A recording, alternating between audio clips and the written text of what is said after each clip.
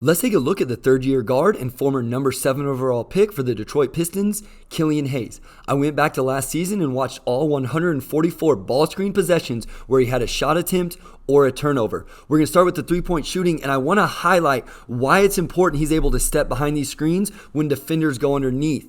So remember this play for later, but also notice how tough a shot this ends up being because the defender's able to go under. Now, Killian is able to make this one high off the glass, and we'll talk more about that later in the breakdown also. But what Killian has to be able to do is just make these threes. Whenever the defender's going to go underneath and they're going to switch and the post is going to stay up, whatever it is, he's got to be able to just step behind, set his feet, rise up, and knock down that shot. He was 4 of 10 according to Instat with these possessions, so that's a pretty good percentage. The issue was, I think a lot of times he ended up making it harder on himself than he needed to. So here the Wizards are going to switch. Look how far the big is playing off. He should have been able to just go left, right here and take this shot right in the middle of the floor, just walking right into it, but he doesn't really recognize it, ends up taking a really tough step back. We're going to see it here against the Minnesota Timberwolves. Defender's going to go under. Right now, he should be able to go right, left, or left, right, whatever he's more comfortable with the big playing off, right into the shot. So right here in the middle of the floor, he should be stepping into his jumper, but instead he recognizes it a little bit late and ends up with a little baby step back on that. So I do think he can be efficient. I think he makes those good enough when he's just stepping right behind, but at times he made it harder on himself.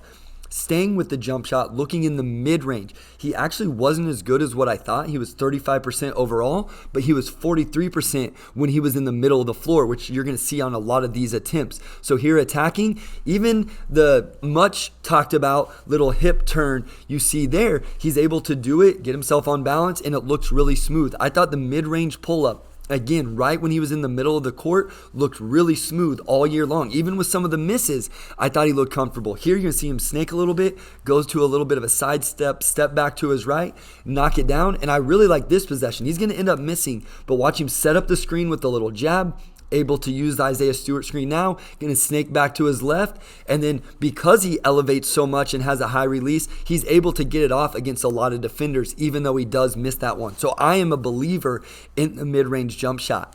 One area I think he definitely has to improve is with the floater, where he was just 20% this past season in ball screen situations. So you see with a little bit of wiggle there, setting up Tyler Hero, gets into the lane, and these are the ones he has to make. Just a little 1-2 right there, little push floater in the middle of the lane, looks really good.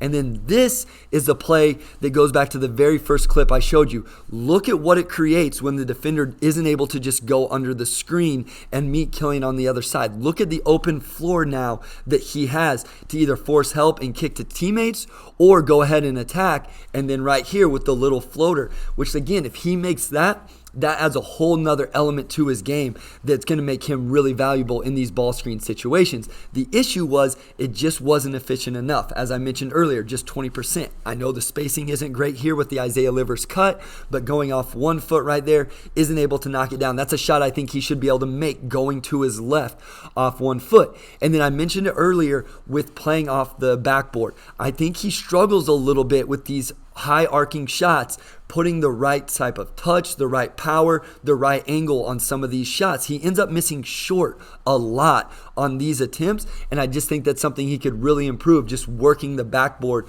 a little bit better. As we start to move a little bit closer to the rim and getting all the way there were times where he made these shots. So you see here against the contest, able to go high, put some nice touch on that one, able to finish. So that would be huge for him to finish these shots using the backboard just a little bit better. But you're going to see here, I like him attacking downhill, getting into the lane. This is a tough angle. He's just not able to play it quite correctly. Now, one thing I do want to stop to mention, you see how many offensive rebounding opportunities he's creating for the rolling big man in a lot of these possessions as well, so I don't want that to go underrated. Now, looking completely at him getting to the rim, I do think he creates opportunities like he does here. And if I told you right now what type of shot attempt he was going to end up with, I think most would agree he's going to end up with an attempt at the rim. The problem is when he puts his foot down right now, he's playing to push away and shoot a fadeaway instead of exploding through the defender to the rim and finishing with a little bit more physicality and athleticism that I think Killian Hayes has, and then again, you see him miss it short off the backboard. So I think it's just a little bit of change in mentality when he does get there, that I'm just going to explode and use my strength. He really does a nice job playing with pace, change of speed, change of direction, which I'll talk about in a second. He loves this high dribble here, kind of freezing the defender. So he's creating opportunities to get to the rim.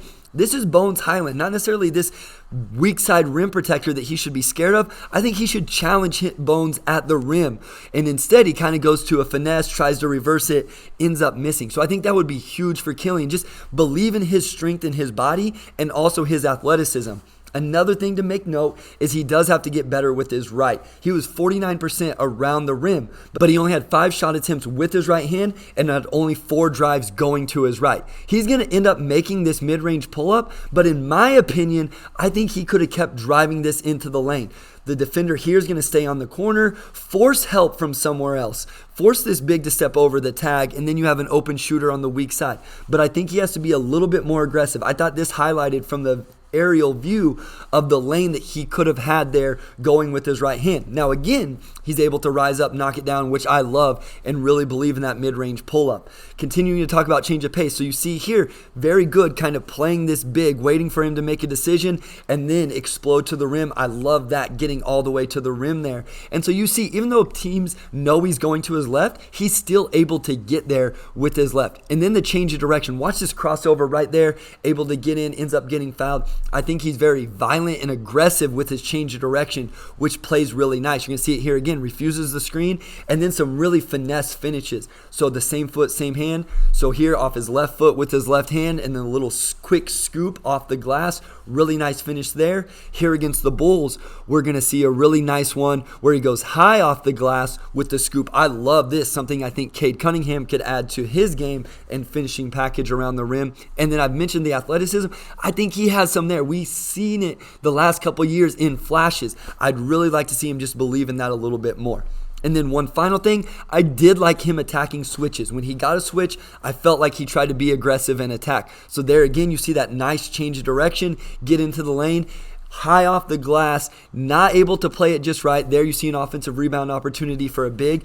Just has to play those angles and get that right power whenever he's using the backboard. Again, gets a switch, gonna play through it, completely blows by, creates an advantage, and you are going to see him finish this one off the glass over the contest. So I really liked him attacking these switches. When he saw one, he went at it. We're going to see one final one here. He does drive to his right. You see he has to go back to his left hand with the little floater, but I did like his aggressiveness in those situations. So looking overall, I love his change of pace, and I really thought his change of direction, those quick, violent change of directions, whether it was a crossover between the legs, and then I'm fully bought into the mid-range, 43% whenever he was in the middle of the floor on those pull-up jumpers. Some areas of improvement, I think he has to just take those easy threes when the defender goes underneath. Don't turn those into step backs. I think the floater game can come around, and then just playing those angles off the glass a little bit better.